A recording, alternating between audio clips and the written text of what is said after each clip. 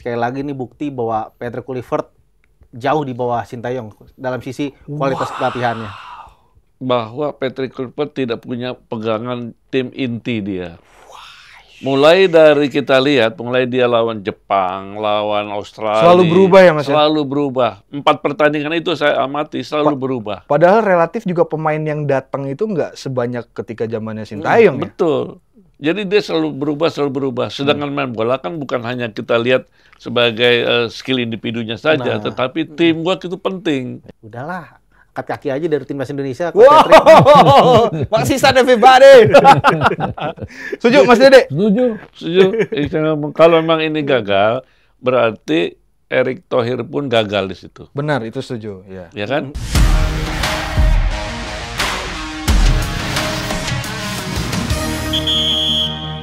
Tanggal 9 bulan Oktober tahun 2025, hari Kamis, yaitu hari di mana perjuangan dari timnas Indonesia di kualifikasi Piala Dunia ronde keempat melawan Saudi Arabia yang membuahkan hasil tidak seperti yang diharapkan oleh seluruh rakyat Indonesia mungkin ya. Tapi di halftime break kali ini spesial edisi khusus mendatangkan salah satu legenda dari pemain timnas Indonesia. Please welcome Mas Dede Sulaiman. Salam olahraga. Salam olahraga Mas Dede. Apa kabar Mas Dede? Baik. Baik ya. Gimana Mas Dede? Ngelihat apa namanya?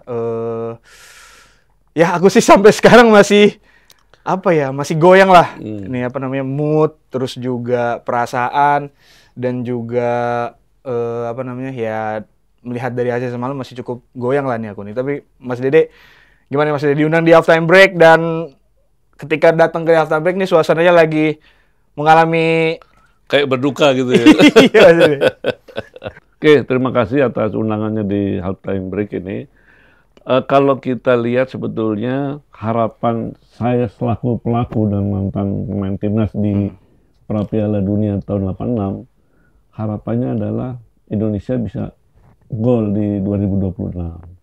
Karena kita tahu bahwa Asosiasi Sepak Bola Asia Tenggara itu belum pernah ada yang ikut di kejuaraan Piala Dunia. Kan seperti itu ya. Sebetulnya ini kesempatan baik buat Indonesia bahwa kalau Indonesia masuk di Piala Dunia 2026 adalah sebagai pintu gerbang untuk Asia Tenggara yang lainnya. Bisa persiapan-persiapan yang sama-sama all out lah, bisa ikut di Piala Dunia berikutnya kan gitu ya.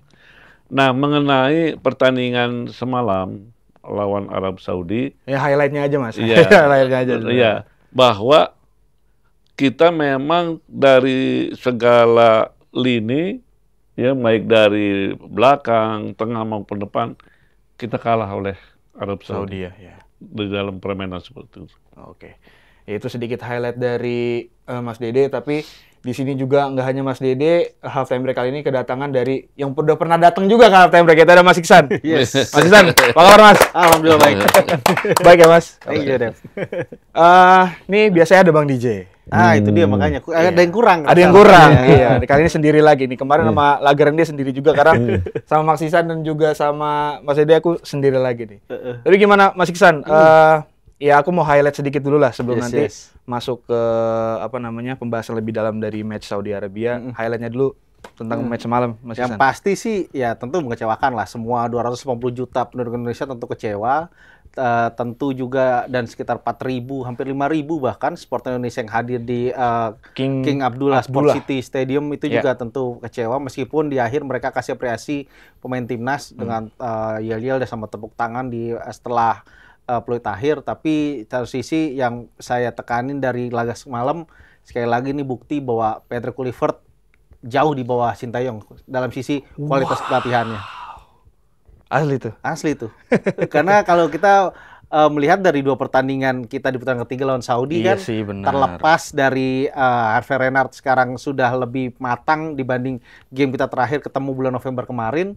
Tapi memang dari sisi pendekatan jelas Sin lebih siap untuk menghadapi Saudi, terutama menghadapi skema pemain Timur Tengah yang memang sudah dikenal dari awal. Dulu saya udah bilang tuh dalam beberapa kesempatan bahwa Kluivert ini akan masuk ke rimba yang berbeda di Asia. pelatih sekaliber Roberto Mancini aja gagal bersama Arab Saudi, even bahkan Jurgen Klinsmann yang itu dia adalah orang yang dalam posisi sebagai departemen pengembangan FIFA bersama Arsene Wenger pun nggak bisa apa-apa di level Asia bersama Korea Selatan gitu kan. Jadi memang dengan kualitas Kluivert yang ya sorry to say dia belum punya pengalaman yang cukup baik di level Asia, elit Eropa bahkan Asia elit dunia, ya inilah hasilnya kita perjudian yang dilakukan oleh federasi.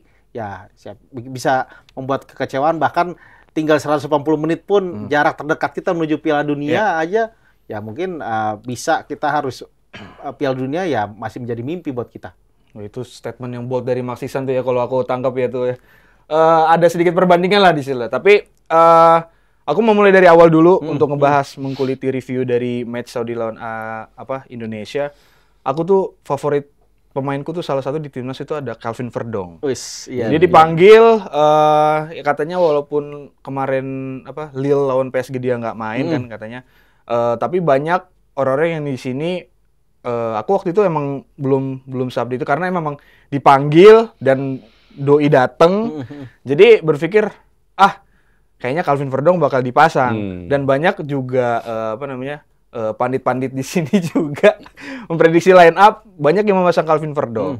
Jadi dan aku juga sebenarnya baru dapat info dan baru dapat beritanya itu ketika bahkan hari-hari terakhir latihan mungkin ya. Nah itu aku mau tahu nih tanggapan dari Mas Dede dan juga Max Ihsan gitu. Paling aku mau ke Mas Dede dulu gantian ya. Terkait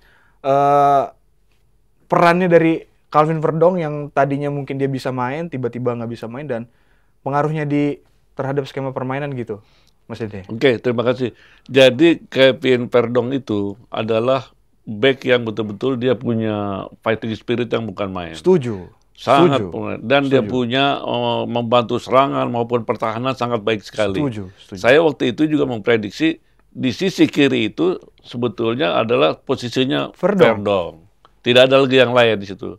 Makanya saya bilang kalau semua Verdong ada di situ dan di kanannya mungkin ada Kevin Dix dan di double center back-nya ada Ijes dengan Ricky Ridho, saya yakin itu paling kuat pertahanan di Indonesia. Gitu ya. Iya memang kan waktu yang kita tahu juga kontribusi gol kedua dari Marcelino waktu lawan Saudi. Yang terakhir kan itu salah satu perannya dari Calvin Verdong juga tuh kan hasil itu. Itu Mas Ihsan gimana Mas? Memang kalau melihat emang ya masalahnya emang Verdong punya cedera terakhir ya setelah lawan di Europa League pekan lalu dia kena cedera akhirnya namanya nggak masuk DSP dari Lille padahal di sebelumnya beberapa laga sebelumnya dia sejak pindah dari NEC Nijmegen kan selalu bermain kan. Jadi memang cedera yang memang tidak ringan gitu. Makanya setelah konsultasi dengan dokter tim dari Lille, memang akhirnya PT Kluivert memutuskan untuk tidak memberikan kesempatan main untuk Verdong di game lawan Saudi, apalagi di hari terakhir latihan juga Verdong kan tidak ikut latihan dalam tim. Wah, aku lemes tuh Mas lihat berita itu lemes gitu kan. Makanya memang akhirnya seperti itu. Tapi memang sebenarnya kalau kemarin Verdong memang jadi memang di H-1 sebenarnya Coach Patrick udah punya skema gimana bermain tanpa Verdong sebenarnya kan.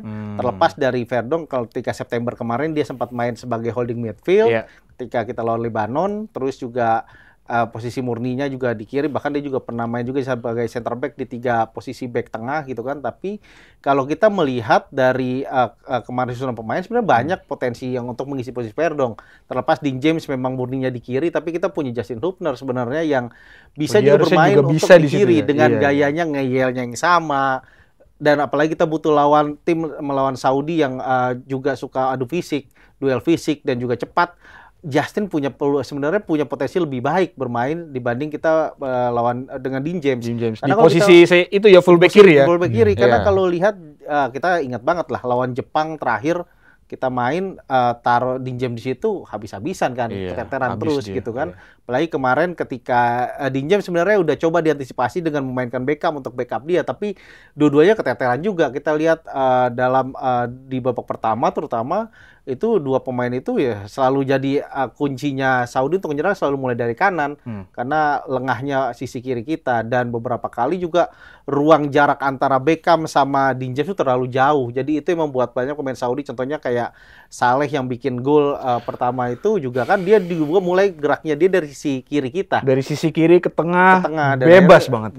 Akhirnya tendang jarak jauh masuk gitu kan. Ya, bagus settingan itu. Memang kunci memang Verdong, kehilangan Verdong suatu kehilangan besar, tapi ya itu tadi pilihan Patrick untuk menjadi alternatif mengisi kekosongan tanpa Verdong itu juga yang menurut saya juga nggak tepat sih sebenarnya. Nah ini aku mau masuk ke starting line up nih. Aku dari Maxisan dulu lagi nih. Dari yang udah diturunkan nih, aku sih udah ngomong lah di apa namanya di Instagramku lah apa di mana lah gitu apa deh tentang starting line up ini. Nah dari Mas Kisan nih, yang nggak setuju Mas dari starting line up ini Mas. Kalau sekalian nanti misalkan nggak setuju sama siapa, nah, kenapa gitu nanti mainnya segala macam, kelihatan apa-apa lah gitu.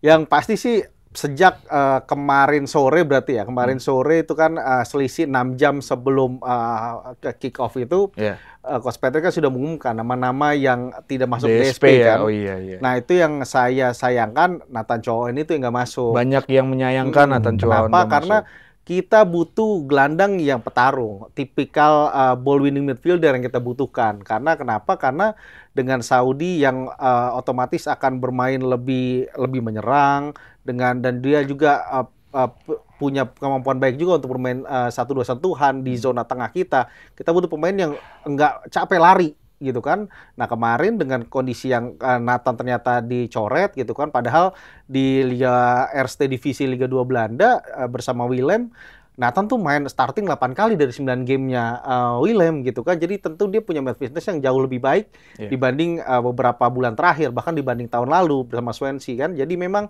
kondisinya dia sangat fit sebenarnya. Nah akhirnya kemarin masuk lock, itu luar biasa, hal yang menurut saya sangat mengejutkan. Emang kayak Clifford membuka aibnya sendiri gitu kan, ngebuka lubang kuburannya sendiri mainkan Klok. Karena pertama Klok terakhir main starting di timnas di laga kompetitif ya, terlepas di uji coba tuh udah lama kan ya, Januari 2024. Jadi udah lebih dari setahun yang lalu dia main starting. Itu pun di game kualifikasi sebelumnya kita kan lawan Vietnam gitu kan. Terus lawan Irak di kualifikasi di Piala Asia 2023. Jadi udah jauh banget tuh di Januari 2024. Habis itu Sintayong pun udah nggak masang Klok lagi sebagai starter, dan itu pun laga terakhir Klok bermain di era Sintayong. Setelah itu dia nggak masuk dan kelihatan dengan melawan pemain-pemain yang entah gini. Jadi kita sebenarnya kan Clifford ini punya Lanzat, punya Pastur, punya performance coach. Saya menghitung ada 14 orang pembantunya Clifford yang berbahasa Belanda gitu kan. Benar. Tidak ada satupun yang kasih masukan tentang Klok gaya mainnya yang tidak bisa bermain dengan pemain dengan lawan yang punya duel fisik. Notabene suka duel fisik. Kita lihat kemarin keteteran. Gol pertama dan duel fisik kalah Klok, kalau kehilangan bola akhirnya gol gitu kan. Terus beberapa kondisi juga seperti itu, dan menariknya Klok itu hanya catatkan 73% umpan akurat dari rata-rata kita 76%. Dilihat dari 5 pemain gelandang di 2 tim Indonesia dan Arab Saudi yang bermain di sejak sepak bola kemarin, itu rata-rata mereka catatkan 82% umpan akurat, termasuk Joey juga 82%, dan hanya Klok 73%. Itu di bawah rata-rata tim kita 76% kemarin.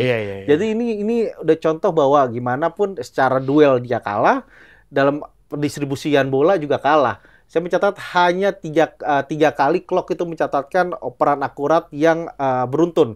Jadi lebih dari sekali. Ada 2-3 kali kesempatan dia kasih umpan akurat, dan itu pun hanya di garis tengah kita. Jadi memang inilah masalahnya di situ, dan ya terlepas dari itu memang kendala juga bagaimana Yakob dipasang di kanan, posisi aslinya dia penyerang sayap di Malut United. Terakhir juga Yakob bermain di back sayap di laga kompetitif, itu pun terjadi ketika di Piala Asia juga. Jadi sudah sangat lama Yakob bermain di posisi itu. Bahkan Sintayong meskipun tahu Yakob punya potensi di back sayap, mengikuti gaya Bernardo Tavares di PSM dulu, tapi lebih sering Yakob dimanfaatkan eksplosif serangannya dia gitu kan.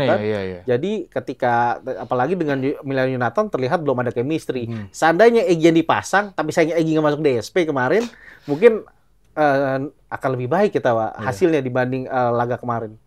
Mas Ede gimana Mas dari starting line up? Kalau saya lihat starting line up yang oleh Patrick Kluivert, saya bahwa Patrick Kluivert tidak punya pegangan tim inti dia.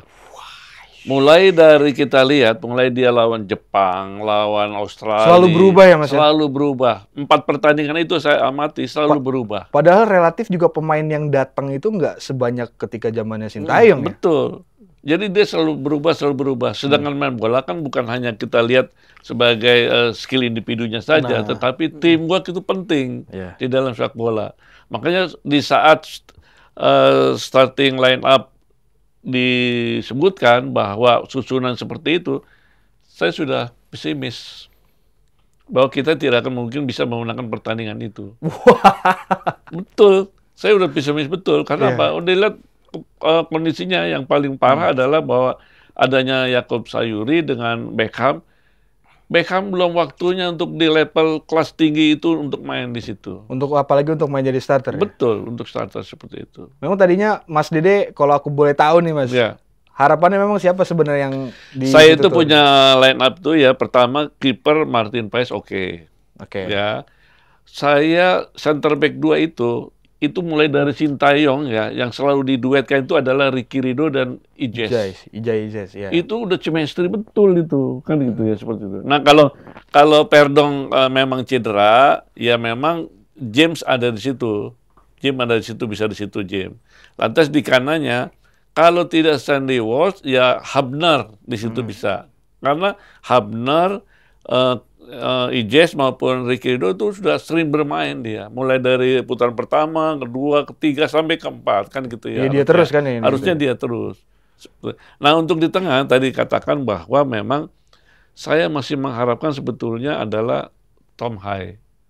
Tom Hai itu dia bisa mengatur serangan, membagi umpan-umpan ke depan yang sangat baik. Karena emang dia distributor, kreativitasnya kemarin aja dia main itu sebenarnya sudah kelihatan hidup. Begitu dia masuk, kembali hidup kan permainan. Ya di situ. Joe Pelupesi oke. Bisa di situ. Dengan Ricky Kambuaya bagus. Ricky Kambuaya kan punya pergerakan dan powernya juga ada.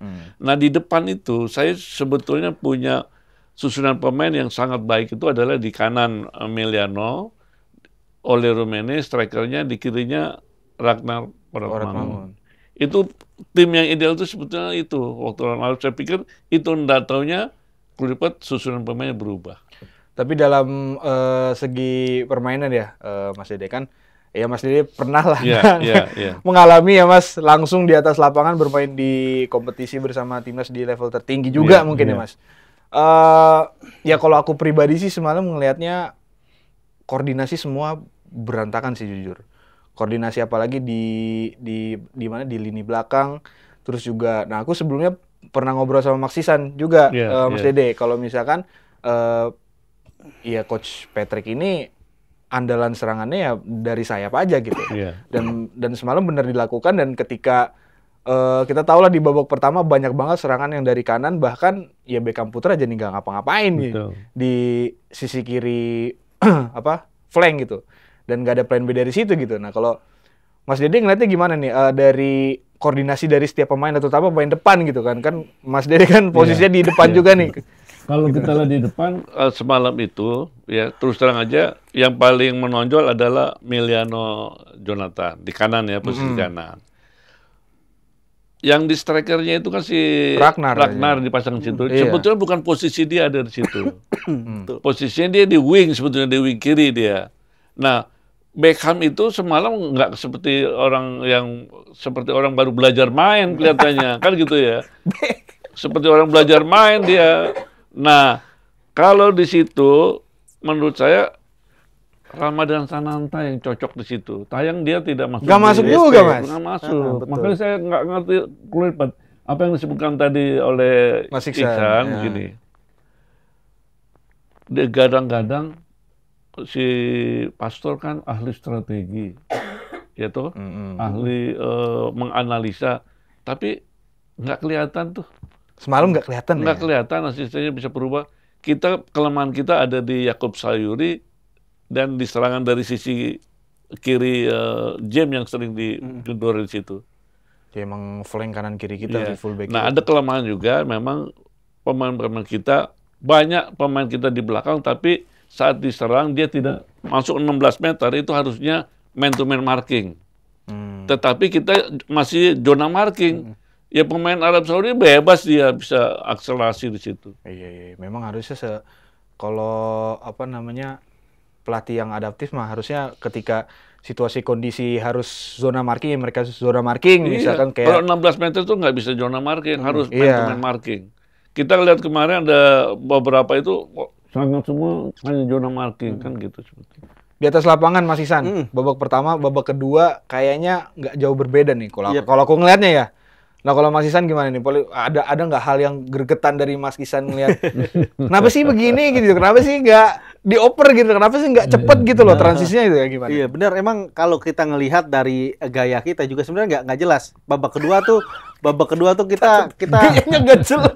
agak bingung juga maunya Kluivert seperti apa. Kita membaca dia Sparta, dia mau main menyerang tapi kita cenderung masih penguasaan bola kalah dan lebih banyak ditekan gitu kan. Bener. Terus masuk menit 64 ketika Tom Haye dan Oli Romeni masuk, kita bilang oke, ini kita udah lumayan nih banyak kasih kesempatan, karena sebelum Oli sama Tom Haye masuk, kita hanya 2 kali kesempatan bisa nyentuh bola di dalam kotak penalti Saudi. Dan koreksi. Peluang matang kita baru terjadi di menit 80 dan itu oleh Romeni juga. Nah, itu oleh Romeni, sama juga satu sontekan yang operan dari Eliano kan? Iya. Cross Eliano, terus habis itu Ole. Jadi cuma ada setelah Ole dan Tom Haye masuk ada 3 kesempatan. Tapi itu bukan serangan yang open play yang benar-benar kita susun dari bawah, Dev. Justru banyak kan umpan jauh. Joel lempar jauh ke banyak depan. long ball juga, betul.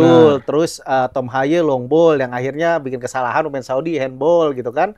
Dan Eliano yang cross bisa ke Ole itu pun juga ya bola lemparan aja langsung ke sisi kanan. Kebetulan ada Eliano punya ruang di situ.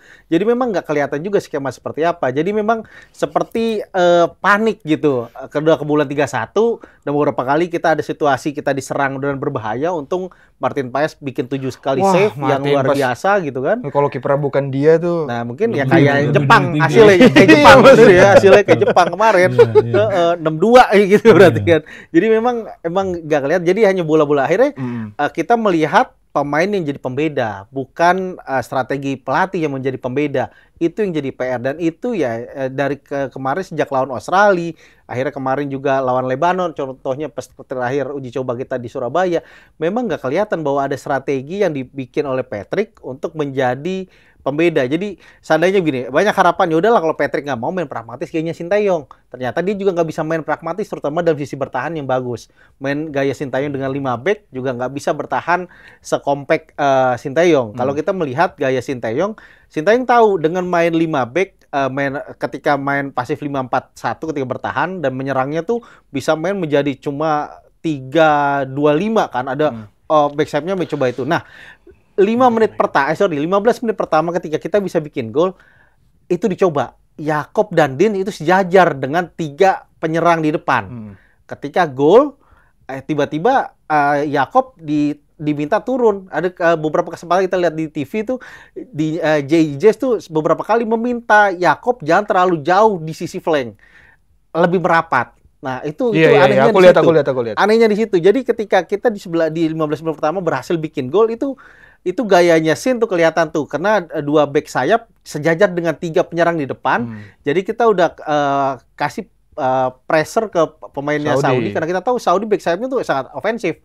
Jadi udah ditekan dari awal dari sepertiga lapangan mereka. Tapi setelah kita bikin gol, justru kita terlalu sit back, terlalu dalam. Padahal itu baru 11 menit main kan, baru sangat awal sekali, dan akhirnya ketika itu kelihatan ya keteteran kita. Dan ketika kita udah bener-bener keteteran, berapa kali kita kehilangan bola di sepertiga akhir zona sendiri, 2 pivot kita nggak bisa melindungi bola, jangan melindungi bola, apalagi ngelindungi back tengah dua-duanya. Akhirnya beberapa kali Kevin Dix cover posisi juga.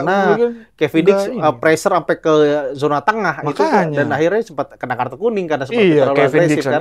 Nah itu akhirnya, dan itu nggak ada alternatifnya. Kita nggak lihat di babak kedua alternatif. Misalkan contohnya Klok pun bisa main 90 menit. Padahal di situ masih ada beberapa pilihan, seandainya Kambuaya ditarik lebih ke dalam seperti kayak di Dewa, dia main beberapa game di Dewa. Jadi di depan bisa lebih banyak alternatif, misalnya masukin Zilstra diduetin berdua dengan Ole kalau seandainya benar-benar butuh gol gitu kan, dan itu nggak kelihatan. Nggak ada. Tidak ada strategi alternatif dilakukan oleh Coach Patrick, dan juga tidak ada tanda kutip gaya-gaya nekat pelatih yang kalau misalnya udah kalah berapapun hasilnya ya udah gue butuh gol ya ditambah lah nyerang terus gitu kan. ya. Tapi kan kemarin kita nggak melihat itu. Itu dia. Tapi memang gini, kalau seumpamanya Patrick dan asistennya bisa membaca pertandingan itu, 10 menit babak pertama itu Yakub Sayuri harus sudah diganti. Betul, karena dia banyak sekali kesalahan, antisipasi kurang, apa segala macam, dan lemah di situ, banyak serangan dari situ. Dia harusnya sudah diganti. Termasuk juga Beckham. Beckham malah lebih sering ke bawah waktu itu kan, betul. Nggak ada menyerang lagi, nggak ada. 10 menit pertama itu sudah diganti harusnya. Memang waktu begitu penggantian masuknya ada Tom Haye, Oli Rummenigge, Sandy Walsh, permainan kita agak berubah di situ sebetulnya. Iya bisa main, bisa menyerang dan dengan baik. Ada peluang-peluang Oli Rummenigge kan gitu ya. At least distribusi long ball-nya tuh jelas gitu Iya. ketika mereka begitu masuk. orang itu masuk ya, Iya. jelas. Dan Waktu ada babak pertama tujuan. kita nggak ada polanya. Nggak ada polanya, bener. Makanya Nggak ada polanya. emosi itu aku sekarang. itu gol kan dari penalti ya. Itu Iya. pun kesalahan dari pemain-pemain Arab yang Yes. handball kan. Iya. Bukan dari skema pertandingan Open play kita iya, gitu kan, open play. Betul.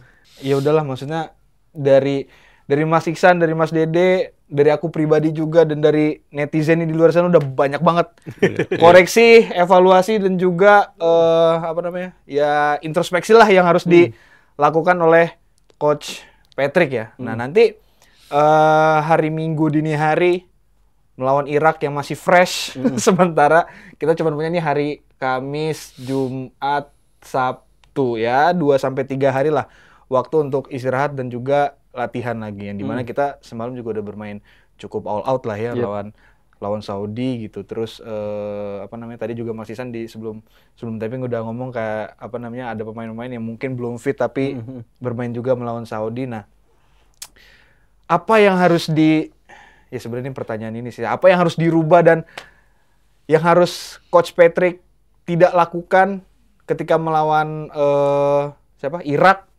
Maksudnya apa yang harus dilakukan dia lawan Irak yang harusnya tidak dilakukan ketika lawan Saudi gitu. Ngerti nggak maksudku? Maksudnya gini.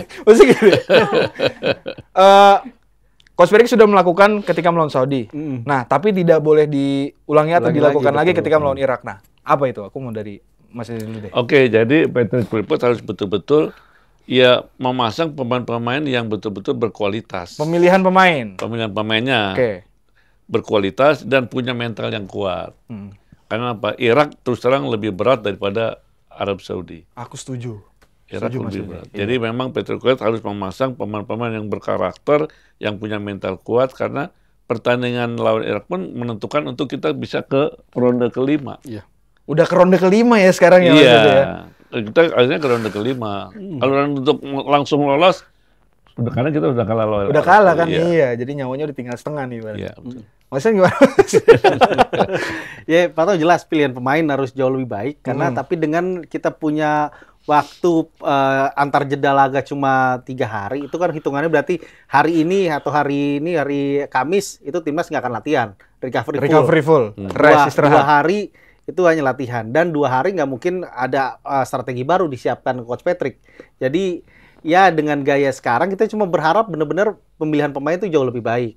Ditambah lagi satu pemain fighting spirit harus lebih baik, plus juga mereka benar-benar harus ya itulah tadi lah, udahlah Coach Patrick benar-benar pikirkan lah seperti dengan para asistennya, memanfaatkan, kita tahu kesannya, citranya Alex Pastoor, Lanzat pelatih yang luar biasa gitu kan, apalagi Lanzat pun sebenarnya kan ini sebenarnya Lanzat ini bisa jadi mata-mata kita tentang Saudi karena dia pernah jadi pelatih dari Al Ittihad, asisten pelatih. Al Ittihad tuh ada di Jeddah kebetulan timnya Benzema sekarang, dan ya itu nggak kelihatan kemarin. Orang yang sudah mengenal gaya mainnya, identitas sepak bola Saudi tidak tanda kutip dimanfaatkan dengan baik untuk mencari antitesa dari gaya mainnya Saudi, dan kita keteteran kemarin, dan Alex Pastur seperti itu. Dan ya semoga tim pelatih benar-benar bisa mencari pola itu, kalaupun tetap dengan gaya prediksi sih tetap akan main dengan 4-2-3-1 ini, tapi memang diharapkan dinamik dan juga pemilihan pemainnya harus jauh lebih baik. Misalkan Verdong udah bisa bermain, syukur seperti itu. Ole bisa main di awal, dan Tom Haye juga bisa main di awal. Iya. Ya harapannya juga lebih baik. Dan di kanan tuh bisa Sandy Walsh misalkan yang lebih natural di back sayap kanan, dan di depan tuh kalaupun misalkan memang Coach Patrick terlihat sangat suka dengan Jakob, ya Jakob balikin lagi ke posisi normalnya dia di penyerang sayap. Either ditaruh di kiri atau di kanan. Misalkan di kanan sudah ada Emiliano, bisa taruh di kiri, atau di kiri Ragnar, di kanan ada Jakob gitu kan. Dan di depan memang benar-benar kita PR-nya yang utama pasti tentu beberapa kesempatan gue juga bilang distribusi progresif kita tuh yang masih bermasalah, dan itu yang harus jadi PR karena lawan Irak, karena Irak bermain kita tahu kemarin di Jakarta di putaran kedua itu mereka sangat dalam mainnya, dan mereka transisi positifnya luar biasa. Lah di Piala Raja Thailand bulan lalu, gaya itu yang dimainkan kembali oleh Irak, dan mereka bisa menang dan juara di Thailand dengan menang 1-0. Bahkan terakhir kan pemain match kontroversi juga berantem juga gitu kan, apalagi Irak itu punya pemain-pemain yang sudah paham gaya Indonesia. Ada Muhammad Ali, Aiman yang tinggi besar, itu bakal jadi PR juga gimana kita menghadapi back yang tinggi besar. Kemarin lawan Veras saja kewalahan nih. Kita punya back Serie A sama back Bundesliga padahal gitu kan. Veras tuh ya. Itu terus tambah lagi nanti ada juga Ali Jasim yang udah kenal yang sangat cepat, dan kita 3 kali ketemu Irak dalam 2 tahun terakhir. Nggak bisa kita mengantisipasi Ali Jasim ini. Jadi memang PR-nya lebih banyak nih, dan ya harapannya tentu benar-benar Patrick Kluivert nunjukin lah pembuktian. Jadi kalau misalkan gagal lawan Irak, udahlah angkat kaki aja dari timnas Indonesia. Wow, masih sadar everybody. Setuju Mas Dede? Setuju. Kalau memang ini gagal, berarti Erick Thohir pun gagal di situ. Benar, itu setuju. Ya kan? Betul. Karena ini keputusannya dia. Iya, karena keputusan dia, naturalisasi sudah banyak, ditambah terus, akhirnya hasilnya tidak ada, harus kembali ke pembinaan. Itu ya memang. Berarti intinya yang instan gagal. Kita harus proses benar-benar dari titik nol lagi lah. Ini kan instan ini. Bener, ini instan. Termasuk yang instan ya memang ya. Karena kan ya itulah banyak yang diminta sama netizen atau masyarakat Indonesia. Nah, lanjut lagi aku ini deh langsung ke ada dua pertanyaan lagi dari aku. Prediksi line up dah. Prediksi line up untuk ketika melawan Irak nanti dari Mas Dedi dulu. Oke, kalau prediksi saya, kalau formasinya berapa? Apa mau pasang 3 back atau 4 back atau gimana? Kalau formasinya Kluivert itu kan Belanda ya. Dia orang Belanda. Dia lebih senang tetap 4-3-3. Formasinya 4-3-3.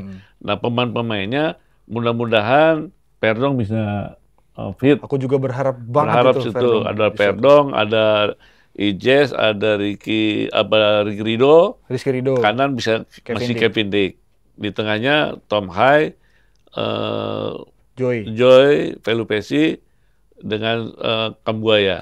Depan oleh Rumene, Meliano dengan Ragnar di situ. Oke. Mas Isan. Om Deddy sebut udah komposisi terbaik sebenarnya yang ada kita punya sekarang ya. Tapi kalau bisa di barangkali ada yang berbeda sedikit, itu melihat aku lebih melihat berharap Nathan bisa main di situ menggantikan, karena gini, Tom Haye ini kan masih punya masalah dengan kebugaran.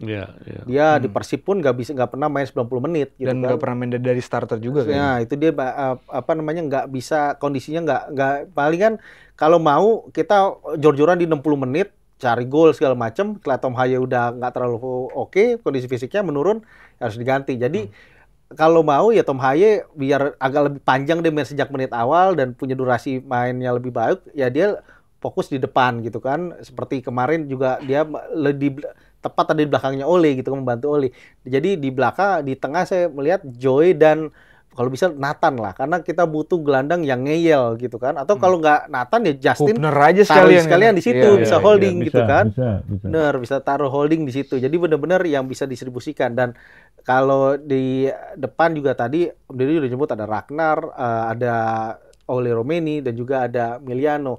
Tapi kalau ngelihat kemarin emang ini komposisi yang terbaik yang kita punya sekarang gitu kan. Kalaupun juga ada pilihan, misalnya kalau di basket ada six man gitu kan, nah itu bisa di depan kita bisa harapan lah ada di Egy lah sebenarnya, gitu karena Egy bisa ada posisi yang lebih banyak di situ. Jadi dibanding Beckham, saya lebih condong Egy karena pengalamannya juga untuk level internasional udah lebih baik kan, udah lebih baik dan gaya main Belanda kan udah main kan di Dewa dengan Jan Olde Rekering tuh udah sangat suka gaya Egy dan Egy bisa taruh di either di posisi penyerang sayap atau sebagai pemain nomor 10 gitu kan. Jadi memang Egy ini punya potensi besar yang bisa kasih efek kejut karena kemarin dicoba efek kejut dari Beckham, Kambuaya ternyata nggak berhasil gitu kan. Kambuaya parah banget sih kalau Nah, aku bilang itu dia makanya kan kemarin. apalagi yang menit terakhir ketika kita udah unggul satu beberapa pemain gitu kan. momentum kan iya. Malah lepas bola akhirnya lepas peluit bola dia. akhir ya. Udahlah sayang banget. Jadi memang kalau mau dirubah ya mungkin ada seperti itu. Tapi memang skema tetap dengan 4-2-3-1 sih. Dengan shape segitu atau ketika bertahan berubah menjadi 4-1-1 gitu kan. Shape formasi saya melihat bahkan masih seperti itu. Pemilihan pemain dan juga pendekatan permainan yang mungkin akan menjadi concern perubahan yang dinanti oleh tadi oleh Mas Isan dan juga Mas Dede juga menjelang match timnas Indonesia melawan melawan Irak nanti di hari Minggu dini hari. Nah ini mungkin aku terakhir ya mungkin ya. Apa namanya? Kalau ya perjuangan timnas sampai di ronde 4 aja nih. Mas Dede gimana Mas? Ya, Melihat dari awal gitu kan. kalau fondasi dari dibangun awal oleh perjuangan dari pemain timnas ya sudah berjuang ya. Memang dengan kalah dengan Arab Saudi ya sampai di ronde keempatnya sudah baik. Sudah baik ya. Sudah baik. Ini yang paling dekat ya gitu Mas ya. Iya.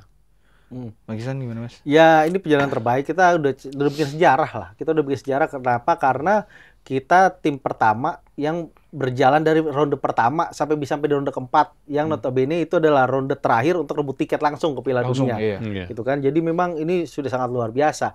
Kalau misalkan seandainya gagal otomatis ya tadi Om Deddy juga udah sebut ya gimana kita balik lagi ke titik nol. Pemain naturalisasi udah ada ya berarti ini udah ada nih kerangka timnya. Tapi kita harus menopang ini dengan pemain-pemain baru, pemain-pemain muda yang juga punya kualitas yang nggak cuma star tapi harusnya lebih dari mereka. Karena mereka udah lihat nih benchmark main di level elit Asia itu seperti apa. Jadi kita perlu sokongan pemain itu. Kita punya banyak bahan bakar sebenarnya. Pemain U17 akan main bulan depan di Piala Dunia U17. Yeah. Terus U17 2 tahun lalu eranya Bima Sakti pun juga udah punya pengalaman main di U17 itu. Jadi bagaimana PSSI itu dan juga stakeholder bola lainnya terutama I-League sebagai operator liga mensupport mereka-mereka ini untuk bisa setidaknya mereka matang di liga kita. Tapi nyatanya sekarang kan otomatis kita malah membunuh karir anak-anak lokal kita. Apa indikasinya? Ada 11 pemain asing dan 7 diantaranya bisa bermain gitu kan. Dan dengan 7 otomatis kan cuma ada 4 pemain. Bayangin dulu Om Deddy main perserikatan di Galatama lokal gitu Om ya. Dan jadi banyak pemain bisa main di situ gitu kan. Kalau sekarang kita lihat di Liga 1 musim ini, di Liga BRI Liga Super musim ini hanya 4 pemain. Rata-rata pemain kita tuh ada cuma di penyerang sayap, bek sayap gitu kan. Paling banter gelandang bertahan sama bek tengah, 4 pos itu.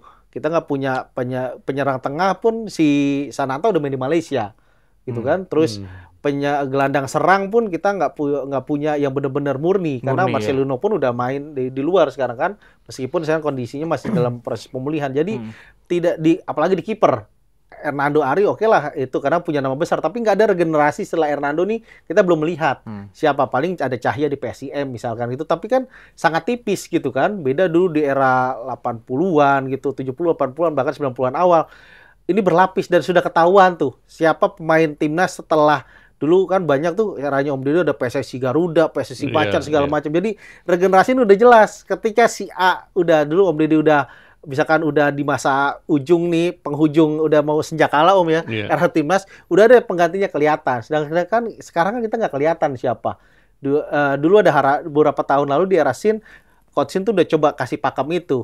Ada di sekarang misalkan di utama ada di Mas Derajat misalkan, tapi di layar bawahnya tuh ada Sananta, ada Hoki, ada Arhan Kakak. Nah sekarang itu kan nggak dilanjutkan oleh Coach Coach Patrick hanya mentransfer, ibaratnya transfer pemain lah. Mauro Ole, Zylstra. terus Mauro Zylstra. Nah. Tapi di bawah dia nggak mencari. Sempat ditaruh Septian Bagaskara, tapi Septian pun kan di Dewa kan juga hanya pelapis. Jadi nggak bisa menjadi acuan bahwa dia akan menjadi regenerasi baru penyerang timnas. Dan secara umur dia lebih tua dari penyerang stok timnas sekarang gitu. Jadi memang harus benar-benar kita kembali ke titik nol. Oke, kita kalah, kita berjuang di 2030, gimana titik nol ini, bagaimana pemain naturalisasi sudah ada, itulah kerangka timnya, dan kita gimana menunjang tim ini dengan pemain-pemain muda yang lebih baik, karena kita sudah tahu kebutuhan untuk sampai level dunia itu seperti apa komposisi pemainnya.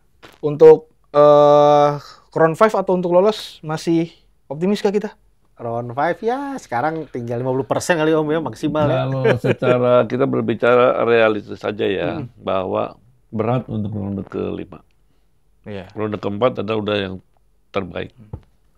Oke, sahabat Halftime Break, sahabat Kompas, itu mungkin Halftime Break spesial edisi khusus. Kali ini bersama Max Sisan dan juga kedatangan pemain dari Legend Timnas Indonesia, ada Mas Dede Sulaiman. Tepuk tangan dulu semuanya. Gue juga sebagai host ingin mengingatkan bahwa edisi spesial ini Harian Kompas mengeluarkan edisi khusus spesial tabloid bola. Nah, nanti aku akan kasih informasinya di sini dan nanti akan ada link yang lebih lengkapnya nanti di deskripsi seperti di episode lalu lah. Kalian yang nonton pasti udah tahu lah nanti infonya akan seperti apa. Nanti tinggal cari tahu aja informasinya di Instagram @hariankompas. Yes, jangan lupa deh, Om Dede juga nulis. Oh iya. Kapan lagi ada? Oh, ada Om Dede nulis itu. Iya, keren. Nulis, ya kan? Jadi buat teman-teman sobat Harian Kompas dan juga sobat Halftime Break yang udah kangen nih menunggu gitu kan tabloid bola akan rilis lagi nggak gitu, akan ada lagi, karena ini ada edisi khususnya. Jadi jangan lupa diorder dan jangan lupa dibeli gitu. Yes. Oke, mungkin cukup sekian. Aku ingin mengucapkan terima kasih Sama, Mas Isan. sama, Dev. Ini hari yang cukup berat ya Mas Dede. Ya, makasih Mas. Jadi mungkin kita akan bertemu lagi di Halftime Break selanjutnya, mungkin setelah lawan Irak. Nah, nanti yang duduk di sini juga mungkin akan berubah lagi atau mungkin akan sama lagi. Yang jelas kita masih menunggu kedatangan Bang DJ nih tentang Timnas Indonesia, belum hadir sama sekali di pembahasan Timnas kali ini. So kalau gitu, sampai jumpa di edisi Halftime Break selanjutnya guys. Bye-bye. Thank you.